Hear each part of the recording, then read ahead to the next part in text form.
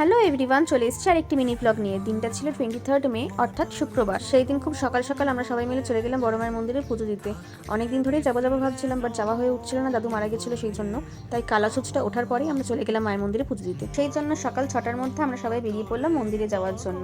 এই দেখো, মা আর আমি এখানে পেছনে হাঁটছি আর বাবা ওখানে আগে আগে হেঁটে হেঁটে যাচ্ছে। তারপর রিক্সা স্ট্যান্ডে গিয়ে সবার জন্য একটু ওয়েট করে রিক্সাতে করে চলে গেলাম দমদম স্টেশনে পৌঁছে দেখলাম নেক্সট ট্রেন আছে কল্যাণী সীমন্ত। তো আমরা সেই ট্রেনে উঠে পড়লাম সবাই মিলে।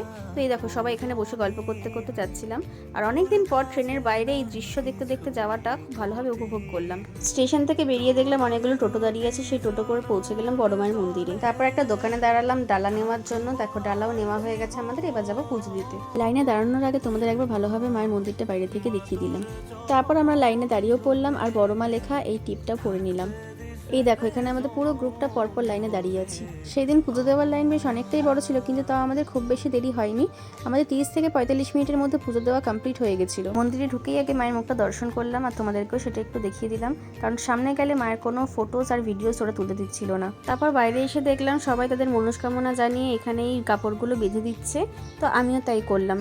তারপর আমাদের সবারই খুব খিদে পেয়ে গেছিলো বলে তাড়াতাড়ি একটা হোটেল দেখে চলে গেলাম ব্রেকফাস্টটা করতে। ব্রেকফাস্টে ছিল লুচি আর ছোলার ডাল। তারপর আমরা খেয়ে দিয়ে উঠে পড়লাম আবার ট্রেনে বাড়ি ফেরার জন্য। নেক্সট ভিডিও আসছে খুব তাড়াতাড়ি। Please stay tuned.